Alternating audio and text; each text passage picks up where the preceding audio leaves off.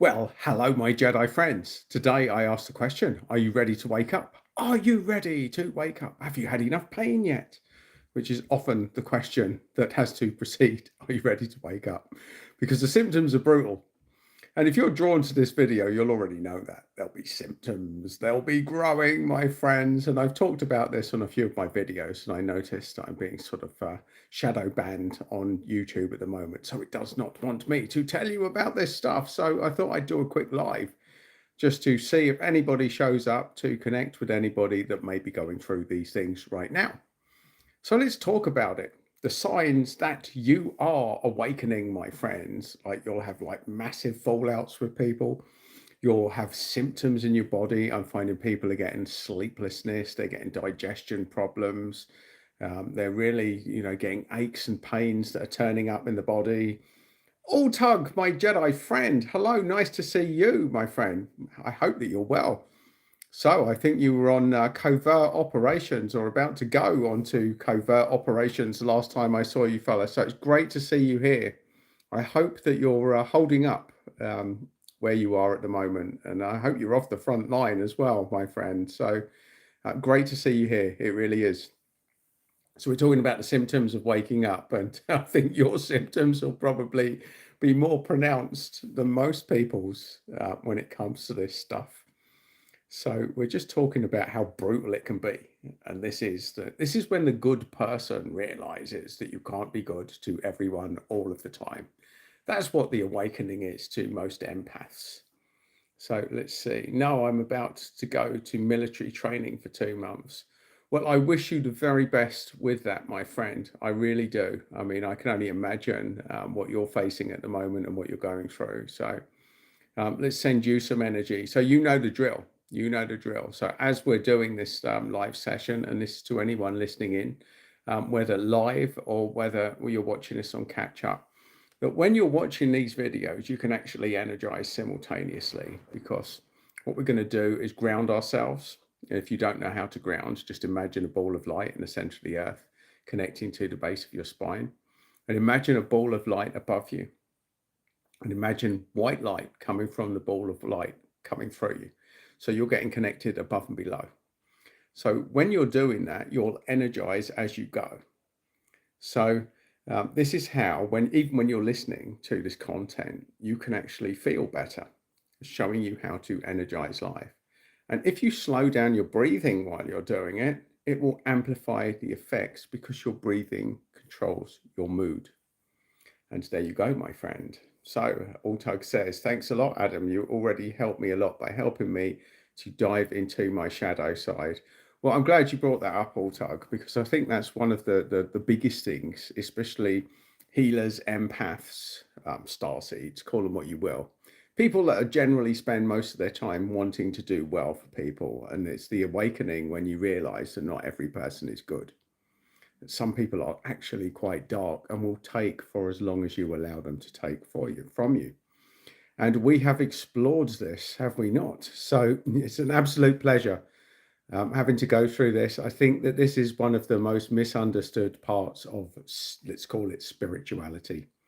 I don't call my stuff spirituality. I call it semi-spirituality, because part of understanding what spirituality is, that you're a spiritual soul, is opening up and entertaining and getting to know the darker aspect of yourself and to let that out. And Altug will already know this, but the dark side of you is the side that hates being screwed over. So when you've got a dark, malevolent force in your life, and most empaths or starseeds or healers will have attracted a few of them. Attracted a few of them, my friends. There'll be people that are narcissistic, and we've talked about this energy dynamic on a few of the videos, but just as a very simple recap. So when you're with an empath, when you're with somebody that is a starseed, somebody that's highly empathic, they'll get with you. And if your energy's here, they'll match you and they'll bring your energy up. And you'll move your energy up together. And if you're on a downer and you share your issues, you'll go down. They'll go down with you, and then they'll look to bring you back up. That's how an empath works. You get in a line with the energy and you move with the person you're with. That's what empathy is. That's what being an empath is. It's being sensitive to energy. Now, when you're with a psychopath, a sociopath, a narcissist, somebody that has no empathy. They prey on empaths because they know how to manipulate you. They play the game. They show up. They put on this mask that makes you think that, oh, this is a good person. Oh, this person understands me. Oh, this person's really good. But then after a certain period of time, you'll realize certain energy dynamics. They'll say something brutal that you would never say to anything. They'll hammer you energetically. And what will happen with the energy is this. Now, to an empath and a empath versus narcissist, empath usually ends up here, and the narcissist usually ends up here energetically because that's how they get their energy. So a narcissist gets energy by taking yours. They don't want to go up and down with you. That's not their game at all. It is the complete opposite. And so many people take way too long to wake up to this dynamic. So this is part of the awakening. Part of the awakening is understanding what your shadow side is. Now, this isn't the side of you that's going to go out and kill people and do really, really dark things. For most empaths, this is the side of you that knows you could. If you had to save the life of a loved one, that maybe you would step in, that maybe you would entertain doing this stuff. That there's a set of circumstances that would draw you into a world where you would have to do stuff like that. But it's also the side of you that realizes hates getting screwed over. It's a side of you that you suppress when you're having this dialogue with a narcissist. Oh, they're just having an off day. Oh, it was just an off day. And people in narcissistic relationships will have told themselves this pattern time and time and time again. And the dark part of them that they suppress will be the one that's screaming out, stop this nonsense. Don't accept this. Don't believe it. You know what's coming next. You know the pattern. Even if they're good now, you know that they're going to come hammering down on your door. You know that things are going to go really, really wrong, but you ignore it. And that is when we suppress the dark side. And that, my friends, is where things go wrong. So there's just a summary. So Altug said, you mentioned a really important point. Most people confuse shadow side with an evil side and try and ignore it. That's absolutely on the money, Altug. I mean, I'm certainly having the conversation with somebody where that's the most relevant point. So for anyone else that is that's coming in or listening to this, I've worked with Altug. Altug has been part of my Jedi Training Academy. And I know that he probably won't mind me sharing with you that he's in Ukraine and he is on the front line right now. So when we talk about shadow side and put in situations, extraordinary situations where it really is, you don't have an option of flight, that it is just fight, then it's going to change the way that you look at the world. And it's going to change the way that you process information. And if you've spent most of your life as a good person, as a healer, as a highly empathic person, you know, dynamics and energy can change as you move along this continuum. There will always be a set of circumstances, and maybe you'll go through your whole lifetime and never face them, where you're in a situation where you have to fight or flight. Now, hopefully, you won't be in the same situation that Altug's in, where you really are on a war zone. And there's people looking to kill you and moving into your territory. And that is a very real situation. Now, if that was to happen to you, that being empathic and wanting to talk to people and find a middle ground is off the table, my friends. There's a certain set of circumstances where being highly empathic is not necessarily going to help you, especially if people with guns and tanks are running into your patch, wanting to kill you. That is going to change everything for you. Now, most people are going to go through their lives and they're never going to have to actually face a situation like Altug is facing at the moment. But what this does do is give us a hypothetical situation of where things change. Certain things change at certain times, and there's nothing that you can do about it. That's just the way that it is. That is the reality. So unless you learn to love your dark side, you'll never be fully in the light. And this is where most people that are generally healers that are generally star seeds that do generally want good things for everyone. We have to integrate our dark side so that we can shine our light. And what a lot of people will be guided to do, and certainly I was for most of my life, was say, no, that's not me. No, I'm not dark. No, I'm not going to do any of that stuff. No, that's not me. I would never do that stuff. This dialogue that comes, this nonsensical dialogue that doesn't really take into account that there are going to be things that challenge you as you move forward in life, and that being nice all the time and walking away all the time isn't always an option. Now let's talk about that. There's all sorts of shades of grey there. So if you're dealing with narcissism or psychopaths or sociopaths, almost always is the best option is just to walk away. Almost always. 99 out of 100 times. Get out. You're never going to win a battle with them unless it's to the death. And then that's probably not something that you really want to go for. So getting out is where it's at. But the point being, if you're caught in that one situation, that 1 in 100 situation, you need to be ready and you need to be prepared. And this is where most empaths go wrong, by failing to acknowledge the darker side of their personality. Because there's always a set of circumstances that would bring that out. And you denying it or pretending that it doesn't exist because life has never put you in a situation where you've had to explore this is going to trip people up. And it trips up a lot of people, especially light workers, people that want to do well in the world, people that want to raise the vibration of the planet. Now, it doesn't mean you don't do that, or you can't do that, or that it's not a good idea to do that most of your life, because that's what you're here to do. You're here to raise the frequency, raise the vibration, make the world a better place. Now, that can be quite isolating for a lot of people, because if you're here, if you're generally a star seed, now what's a star seed?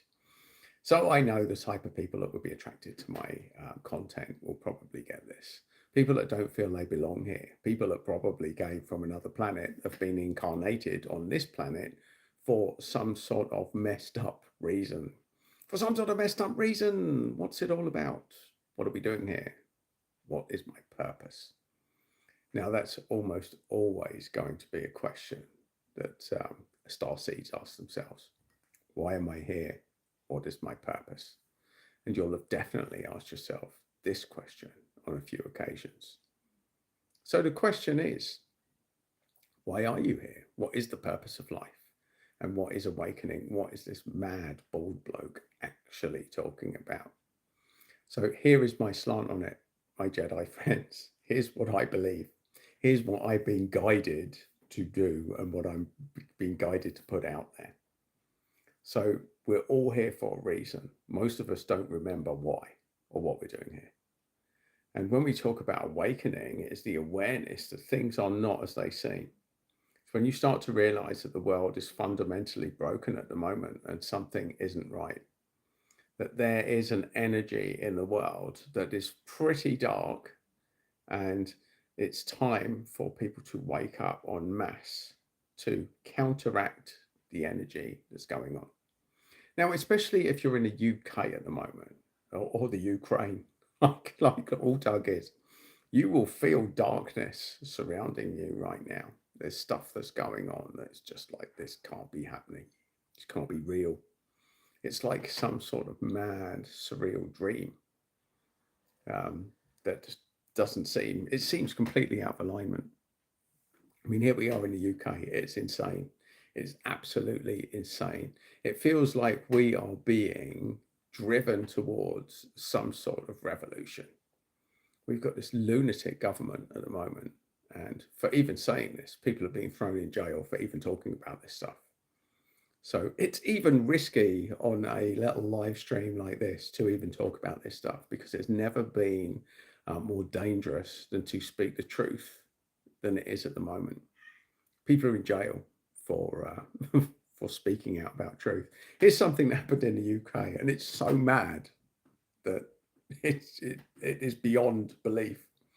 is beyond belief at the moment. So we had the government, the prison service, they released a sex offender.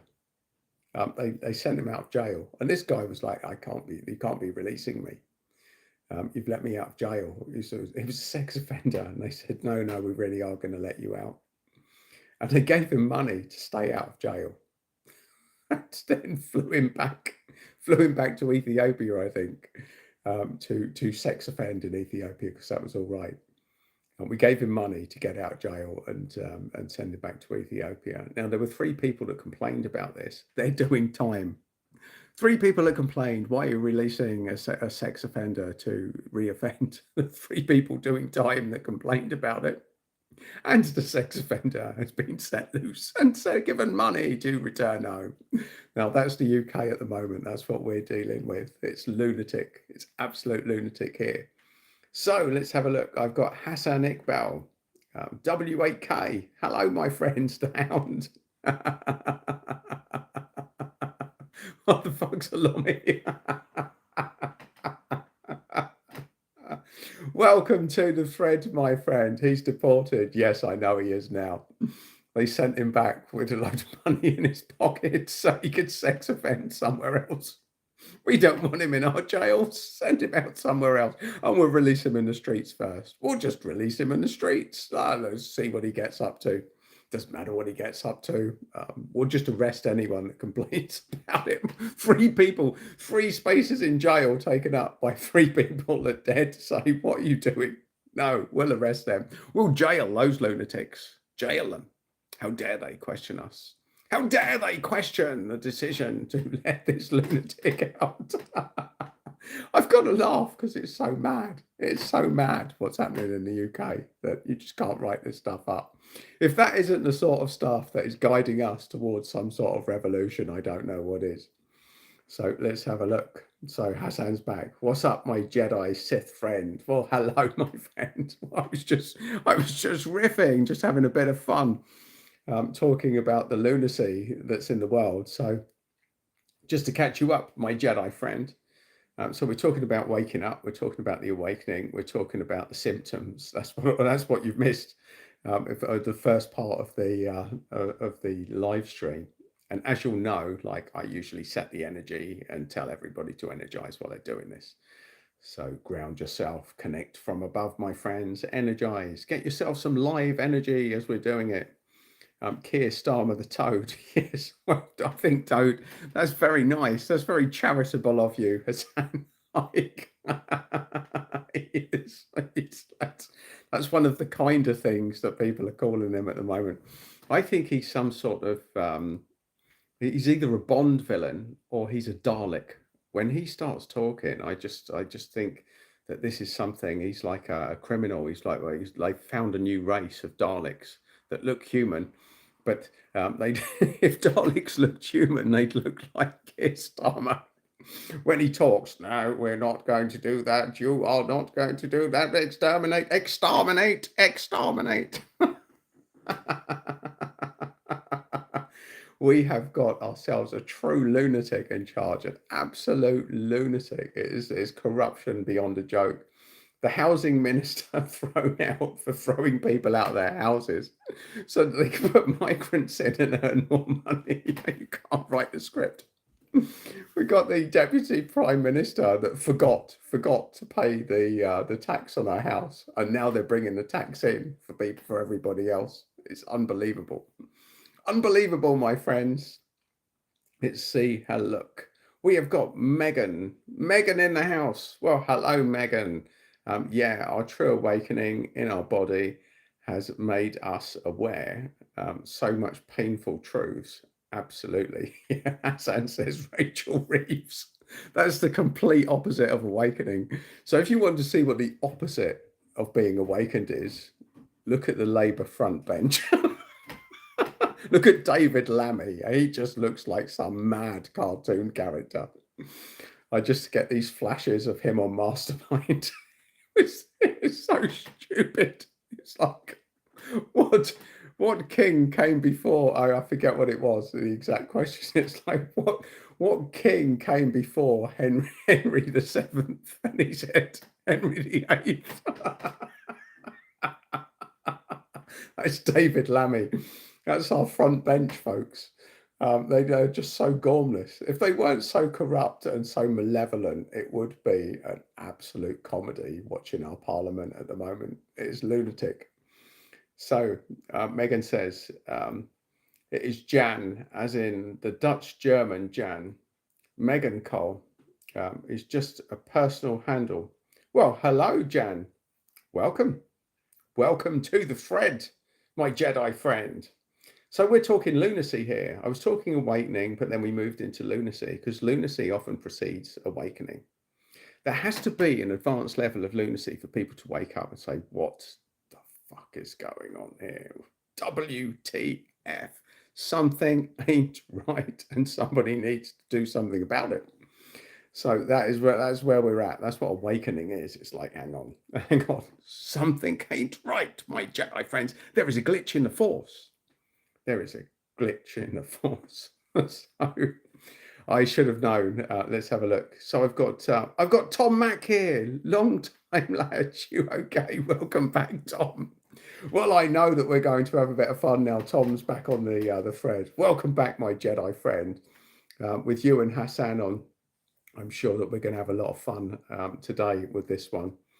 And Hassan says Richard III came before Henry the Seventh. He did actually. He was like a proper warrior. Richard III was like an archetypal warrior king, whereas Henry VII, he just sat at the back, let the boys do the work. He was like the Joffrey. He was like a real life Joffrey. He didn't really know what he was doing, but he had some really good generals that did know what they were doing. So it was a complete user. He completely usurped the throne of Richard III, who was a proper dude, bit of a warrior king. But yes, that was the Tudors versus York. So it was madness. No, I'm getting mixed up now. That was the Wars of the Roses. So here's a little fact for you folks. So I grew up in a town called St Albans, and one of the little things is that the Wars of the Roses actually started in St Albans. They kicked off in St Albans, folks. So there you go. There's a little bit of random information. So let's have a look. So Jan is back. Let's have a look. Great and thankful that you interact. Well, it's a pleasure, Jan. I always interact because I've got my Jedis here, and a lot of them are more interesting than I am. So all I have to do is appear more interesting than I actually am by reading out the comments. It's the easiest job in the world. It's the easiest job. So let's have a little look. Especially I've got Hassan and Tom on. Now, Hassan has the same penchant for obscure history that I do. And Tom is a right laugh ever since I made him watch Snatch Wars. Let's have a look. So Richard III, like Rob Stark warrior, but not politically savvy. Yes, that's a great analogy for anyone that doesn't know their history. Yes, for sure. And Tom says, sat at the back, ha ha ha ha. And Jan says, ha ha ha ha. Yes, this would probably represent the naughty step if we were all back at school. I'm pretty sure it would be. Trolling the teachers from the back row. That pretty much sums up my entire degree. Listen, my pedigree chum. Tom is back. So for anyone that wants the context of that, if you've watched the film Snatch, there's the initial context. But some genius put the villain from Snatch, the voice, into Darth Vader, and they put a video up on YouTube called Snatch Wars. So if you want 10 minutes of absolute fun, and you know Snatch, and you know Star Wars, then watch Snatch Wars and do yourself a favor. Because you're standing on thin ice, my pedigree chum. And I will be underneath it when it breaks. Jan says, do it, absolutely. So Hassan says, snatch the Irish gypsy boxer movie, Brad Pitt. Yes, that's exactly it. That's Tom said it killed me, mate. It really did. Hassan and Jan, if you've seen Snatch and you've seen Star Wars, then do yourself a favour and watch Snatch Wars, and you'll know what me and Tom are going on about. Because I don't just want it to be in jokes that nobody gets, because it's the gift that keeps giving. If you've got the same sense of humour as me and Tom, then you'll appreciate it. And there's another one. If you're a With Nail and I fan, some genius, I think his name's Raph Jones. He mixed it up. He put the characters from With Nail and I on Star Wars characters, and there's some brilliant ones. It's called, if you type in Star Wars and With Nail and I, there's some brilliant videos there. My personal funniest is the one with Yoda that's about 2 minutes long. It's brilliant. They've turned Yoda into the drug dealer from With Nail and I. It's pure genius, pure genius. So let's have a look. Hassan says, I don't even know what he's saying half the movie. Well, that's just the point. I mean, if you've ever been to Ireland and met the what some people call the gypsies, others will call the knackers, others will call the travellers. It can be like that, even if you speak great English. Like trying to understand some of the Irish accents is quite a challenge. Because the same could be said if you go up to, say, Liverpool or Newcastle in the UK. There's certain accents that are pretty out there. So Hassan said his accent's too heavy. He certainly went for it, that's for sure. He certainly went for it. Like Tyson Fury, exactly like Tyson Fury. I would imagine if Tyson Fury, if any of his family get married, that's going to be a mad one. That will be mad crack, my friends, mad crack. A gypsy wedding, yeah, that's lunatic central. So fair play to them. There's a lot of mad characters out there, folks, and you see them with some of the threads that we see as well. So yes, awakening doesn't have to be that brutal. You can laugh your way through it. So actually, this ties in beautifully to something that I maybe don't mention often enough. So the superpower weapon for the empath or starseed or some person waking up and dealing with all the nonsense is keeping your sense of humor firmly intact. Like if you don't learn to laugh at some of the darkest things, and this was something I learned in nursing, we were laughing at death and stuff, the mad stuff we used to get up to there. But being able to laugh at even the most serious things is a life skill.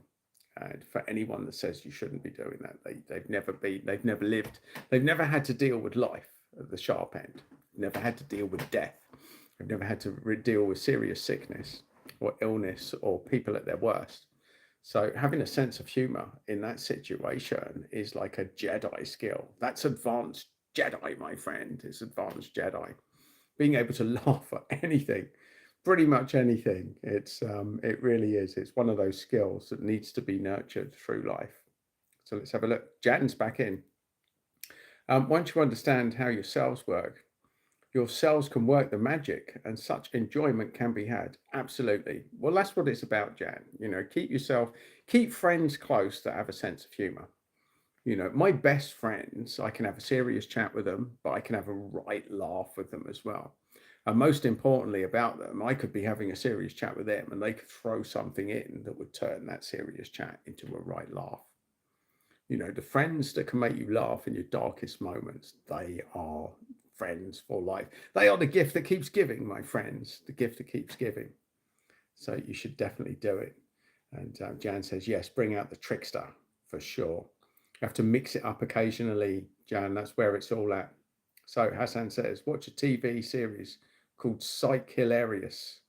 I will have a look out for that, Hassan. What's that on? Is that a Netflix thing? It sounds right up my street.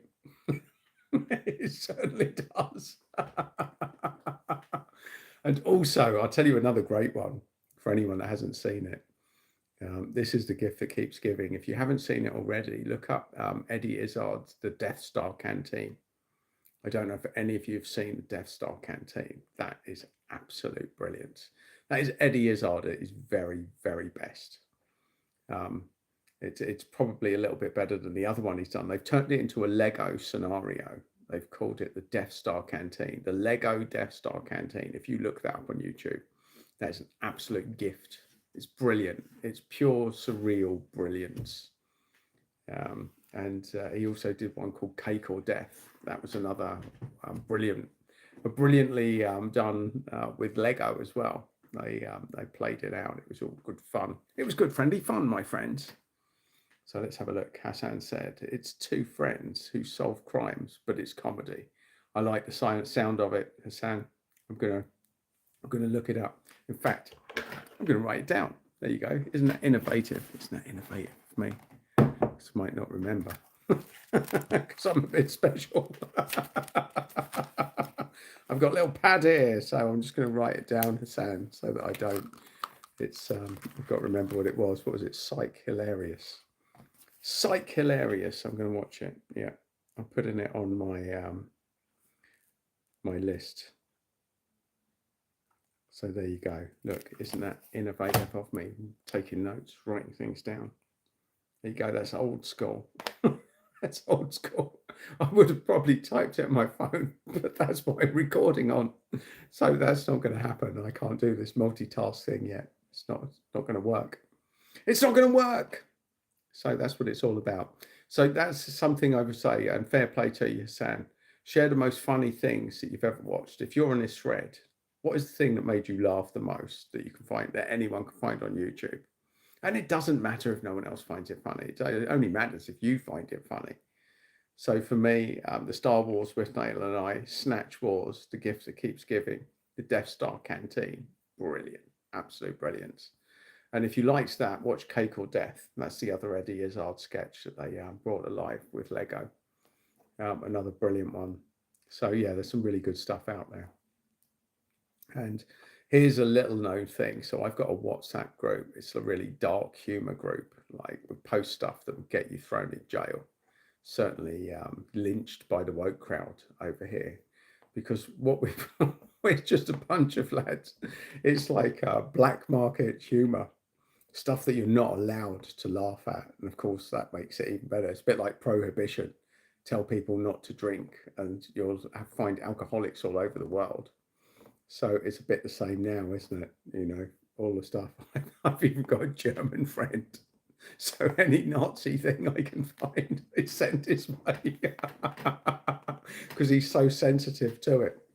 So me and my other mate, we just laugh at him all the time, posting all these ridiculous Nazi memes at him. So let's have a look. Hassan said, oh, psych, just psych. So that's what it is. Just psych. Oh, of course, psych is hilarious. Fair enough. I've got you. I've got you.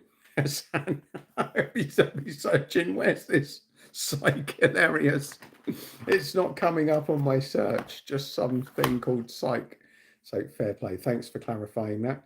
Mind Your Language TV series in the 80s. Yeah, fair play. Fair play. There was some classic stuff there. Stuff that get you actually shut down now. The woke comedy crowd has taken over, unfortunately. Even Monty Python has been black marketed. They took one of the episodes. They took the Don't Mention the War episodes. They actually shut that down during the lockdown. I mean, it was like a purge on comedy, wasn't it? You can't laugh at this. You can't laugh at this. That's not appropriate. The humor police were out. And of course, the more the humor police came out, the more I wanted to laugh at all the stuff that they told me I couldn't. I mean, there was a series for you guys that remember called Brass Eye. I think it was back in the 90s and the noughties. It was genius. I mean, edgy. It was really edgy. They had an episode, and I've never seen anything like it. And you watch it now, and it's eerily relevant. They had a pedometer, a pedometer, and they had like a It was like a weather report, but it was a pedo report showing you where all the paedophilia was going on in the UK. And it was so controversial at the time that it made the front page of the news, like a comedy program made the front page of the news. And I think it was on Channel 4 at the time.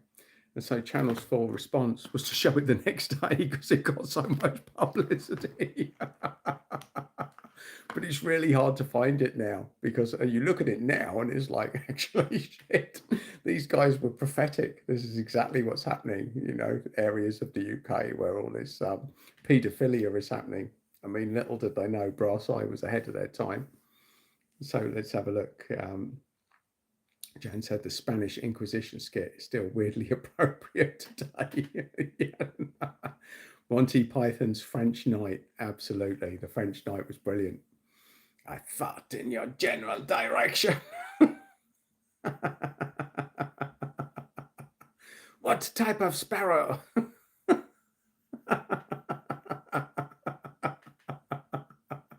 And what happens now? Well, now we climb out of the rabbit.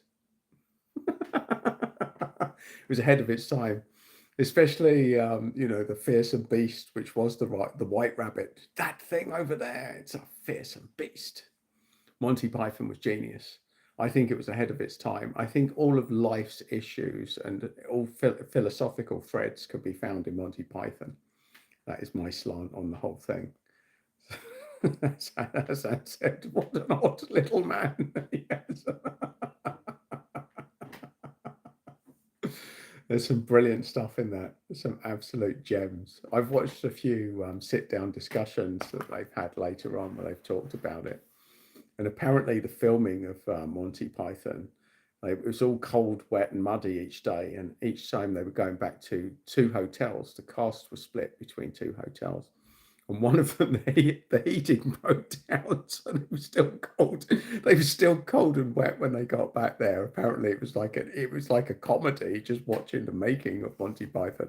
If only someone had filmed that, that would have been probably as funny as the actual film itself. So fair play. What Jan says, we are the knights who go near. Absolutely. We are no longer the knights who say near. We are now the knights who go hey, hey, hey. I am Robert the Shrubber.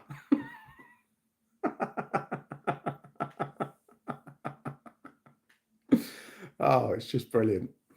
So when Monty Python and the Holy Grail came out, I think I was about 5 at the time. My dad put it on. He said, I didn't know how you were going to respond. And when they got to the Black Knight scene, me as a 5-year-old, and it's one of my earliest memories, I just remember laughing so much I couldn't even breathe. When he was cutting off his limbs, by the time he got down to just his legs, my dad had to stop the video because I couldn't breathe. I was laughing so much.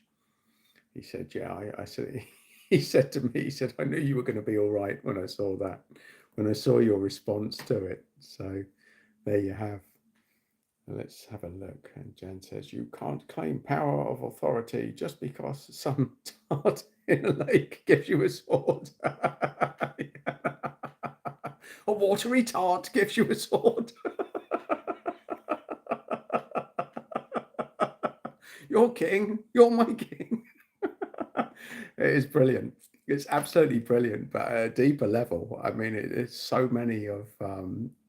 it answers so many of the philosophical questions. And I think if people came at religion from a comedy lens, we'd all be in a better place. If people learn to laugh at themselves.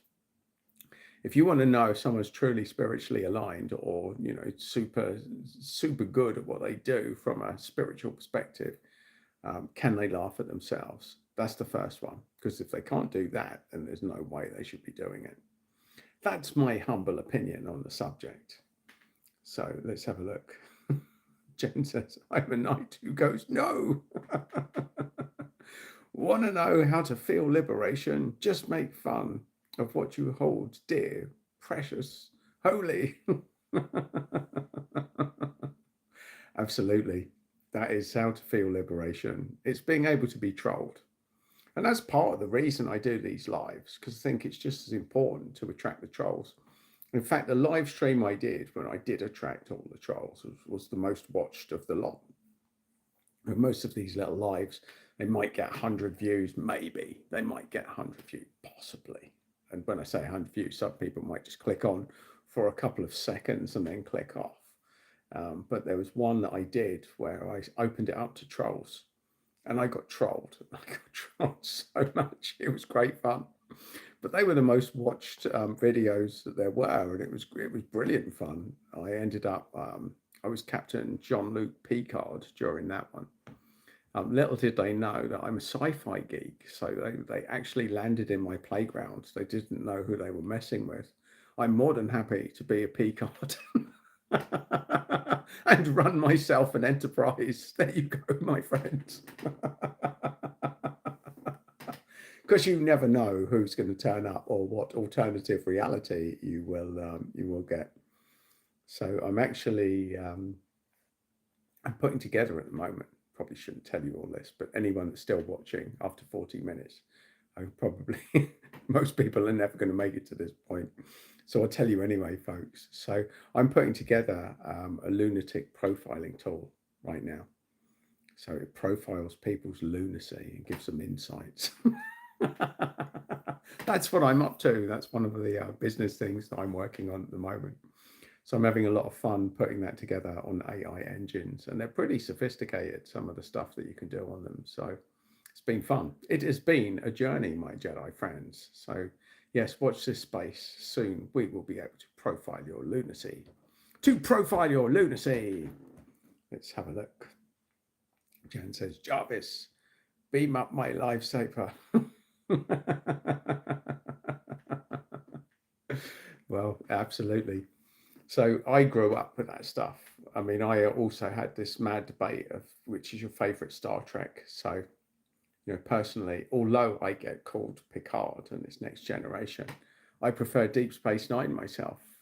I prefer the Cisco, because he's not just a starship captain, he's the emissary. Now, that's pretty damn cool, don't you think? So that is really designed for complete Star Trek geeks, that kind of comment. So when people compare me to Picard, they've got no idea how far down the rabbit hole that I'm prepared to go. So the point is, my friends, to keep your vibe high by surrounding yourself with people with a sense of humor. Really, really important. Let's have a look. Hassan says, Setre, it must have been quite a man to take you down out. It was a woman.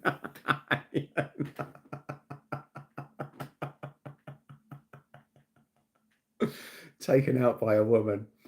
That was brilliant. Actually, the hound's interactions with Arya were brilliant. It's like I'll probably get delisted for repeating my favourite one there, but I think you know about naming the swords. Lots of people name their swords.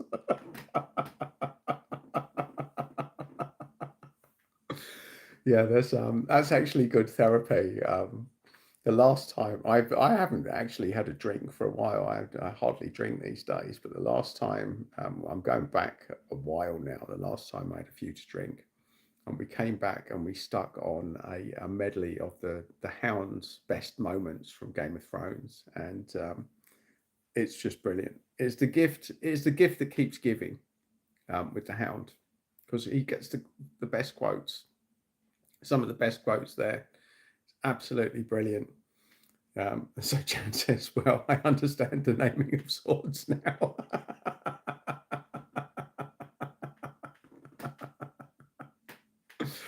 Yes, if I'd given you the full quote there, Jan, they don't like me. See, the thing is, on YouTube, I actually built up. I spent about 18 months doing regular videos. I was doing videos every day for about a year, and I managed to get some momentum on my channel. But then I started turning up the volume on the fruity language that I use, and now it's actually unsubscribing me. In the last 3 months, I've watched my subscribers get steadily fewer. It's unsubscribing people from my channel for the last 3 months. So I'm definitely on the naughty step. So I've thrown a bit more focus. I've got a little crypto channel, which I'm a bit more serious, and I don't break the rules like I do on here. I've had to rein myself in just in case I get deplatformed. But that's YouTube, that's the media, that's what we're dealing with in this day and age. You know, that's just the game that we play. So Jan says, well, let's have a look. Why do people unsubscribe? I think YouTube unsubscribes them, Jan. So I watch a channel called the Black Belt Barrister. Now he's got tons of subscribers over here, and he's been talking about YouTube unsubscribing people from his channel. So when you've got people that are controversial or saying things that YouTube doesn't want you to say, and I do say a lot of stuff like that, you know, I do criticize the government. I could theoretically, for some of the stuff I say, be thrown in jail in the UK. But I count on the fact that I've got such few followers. Now I've been blacklisted to such a degree. They're probably not going to deem it worthwhile shutting me down because I don't have a big enough audience. But that's the reality. You know, we have to use someone else's channel. YouTube is run by the thought police. And if you say anything too controversial, well, you get shut down. That's just the way that it is. So it's always a balance between being authentic, saying what you really think, and balancing it with YouTube. And at this stage in my channel's life, I'm on a downtrend. YouTube has slapped my wrist for being a little bit too controversial and using slightly too much fruity language. So I have consciously reined myself in because to a degree, you've got to play the game. You've got to play the game, which is completely boring, which means that one day you might catch me doing a live event and then you'll catch me completely unfiltered. But unfortunately on YouTube, I have to be a little bit filtered because otherwise no one gets to see it. They shadow ban me and they unsubscribe people from my channel. And that's just the way that it works, my friends. It's the way that it works. Let's have a look. So let's see.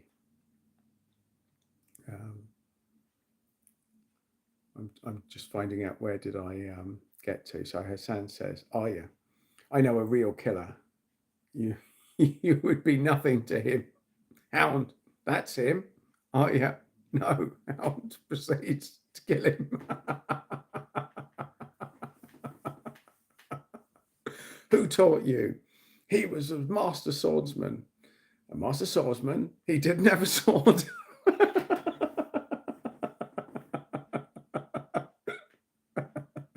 He taught water dancing.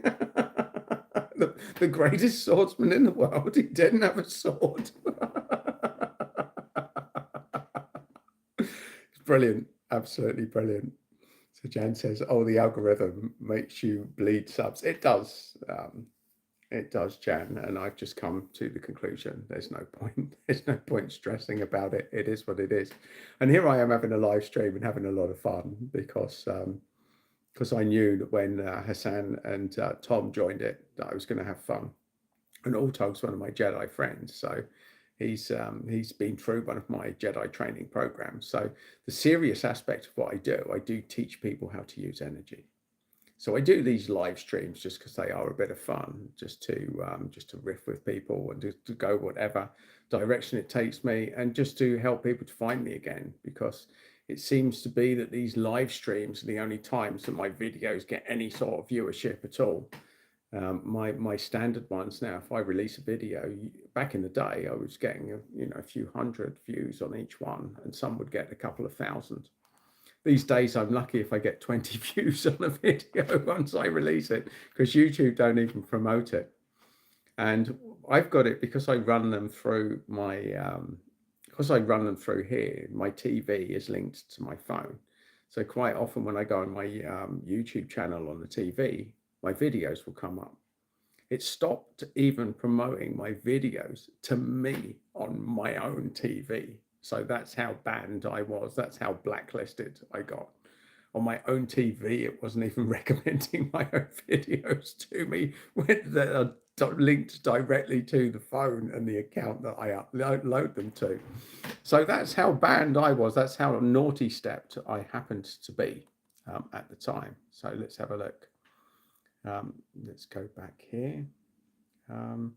You've definitely watched Quantum Leap. That fella was remote. I did.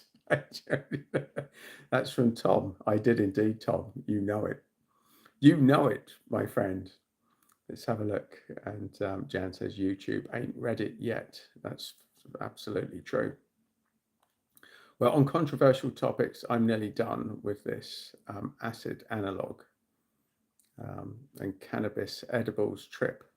Was a great ride. I have confirmed for myself that I taught myself to trip like a master. Well, fair play to you, Jan. Yes, I certainly did the rounds. I worked as a nurse for many years, and I was actually completely clean before I went into nursing. I used to go out drinking maybe once a week, and I didn't start drinking till I was 18. I was the archetypal clean living individual. And then I became a nurse and I moved into a nurse's home. And this is a true story. In a nurse's home, if you don't drink and smoke, then you have no friends. That's the bottom line. Like, because all they were doing every night was smoking dope or drinking. So if you didn't drink or smoke dope, then you had no social circle as a nurse. So here's the irony. I went in actually fairly fit and fairly clean to a profession to help people with their health. And it simultaneously was the trigger for my own health to take a massive downward spiral. Now, when I say the own health, like physically, yes, I was smoking, I was drinking, I was also playing football, I was having a lot of fun. And mentally, my mental health was great because I had a circle of lunatics that were even more lunatic than I was. So it's very validating being in those circles. It was actually good fun. And these are my friends, even to today. I met people there that will be my friends for my life.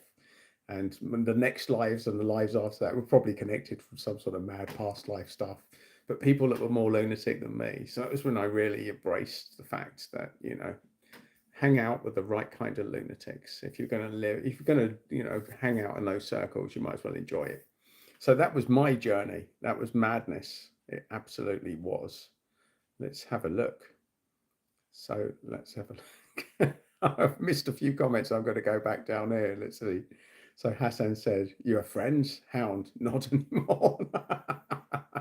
Absolutely, it's a bit like that. A lot of people that trained in nursing actually didn't make it through. Some of them died, drug overdoses, mad stuff. One of them jumped out of the window on the second floor.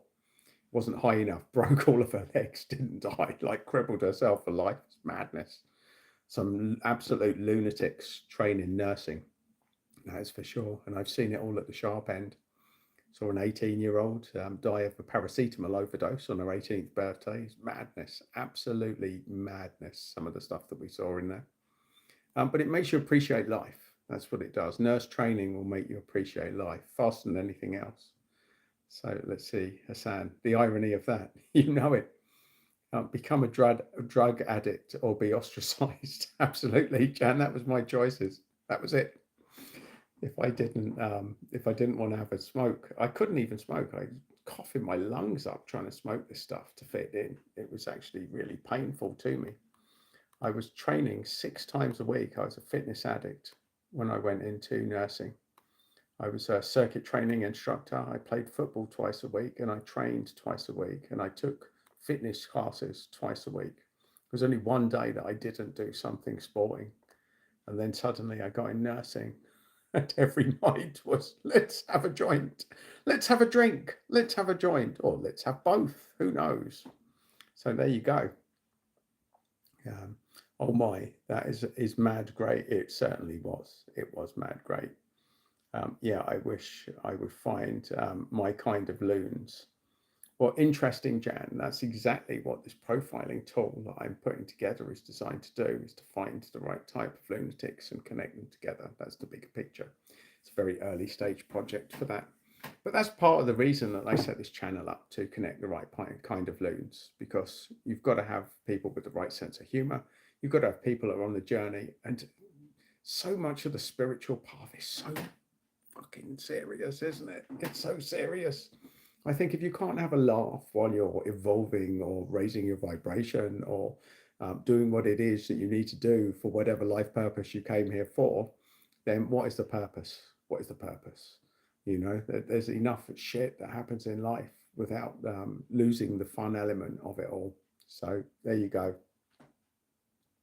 So Jan says, a good project indeed. Well, we'll see, Jan. It's very early doors. You know, it's the first time I've actually mentioned it to anyone outside of my team. But, you know, I think anyone that makes it to almost an hour into one of my random live streams, well, I'm happy to share it with you, my Jedi friends. I can't believe it. Look, it's 55 minutes already. That sounds probably like a good time to sign off, because when I go over the hour, the viewers just, the viewings just sort of nosedive. So if anyone's got anything that they want to sign off on, any questions, any comments, anything that they want to sign off on, I shall probably end this thread in the next minute or two. And I just really want to thank you. It's been great fun tonight. It's been great fun just to jump on here and have a laugh. It's been great reconnecting with my Jedi friends. So thank you for joining me on this evening. In this night, in fact, it's just past the midnight hour. It's probably time for me to sprout hair and howl at the moon. Oh, it's not full moon yet. No, that's in a couple of days. I actually think the 5th of November, or round about then, is a full moon, and I'm going to do a live stream during that, my friends. So in the next few days, it'll be the day before probably the full moon, or round about that period, day of the full moon or the day before that. I'll do another live stream. I may even give you some warning. You never know. And Jan says, hour later here. Well, fair play to you, Jan. You are burning the midnight oil, the beyond the midnight oil. Kudos to you, my Jedi friend. And thank you for joining me. It's been great having you here, and joining my other Jedi friends who will send you and look them all up. Because when we jump on, if you haven't watched Snatch Wars, you'll be out of the loop. It's all good, friendly fun. Let's have a look. Oh, I've got Mr. Moon has jumped in. What is the absolute of reality? Now, that's the sort of question that we like, especially from Mr. Moon. Well, there you go, Mr. Moon. You'll do well on these live streams. It's a shame you've jumped in right at the very end, and I'm just about to sign off. But it'd be great to have you on one of my other streams, because that's exactly the sort of absurdity that we look into. Well, of course, it's absurd to some, not to the people that know, my friends, the true lunatics, that know that the moon has power, my friends. Joan says, thank you for streaming. What do you perceive? Let's have a look. Mr. Moon, what do you perceive? Well, he's Mr. Moon. I mean, anyone connected with the moon, that could be anything. That's the essence of lunacy, a lunatic, a lunatic. We love the moon. And just, I will leave you with this final thing. I worked night shifts for 10 years in a ward. And whenever it kicked off, it was always during a full moon cycle. So for anyone that thinks that the moon, the full moon, is just mumbo jumbo nonsense for films, has never worked nights in a medical setting. Because I can tell you that the moon has power, and it makes people do things, my friends, especially if you're elderly or you're sick. So there you go. That sounds like a good. That sounds like a good thing to leave this thread on, my friends. So thank you for joining me. If you haven't already, appreciate if you liked the thread. That'd be great. 2 to 6 legends have already done that. Thank you. Appreciate it. And let's have a look. So, my friends, until the next time, until the full moon, when we'll be back. And bye. Thanks, Jan. Thanks for joining us. Thanks, all of you. Take care, my Jedi friends. Take care. And may the Force be with you always.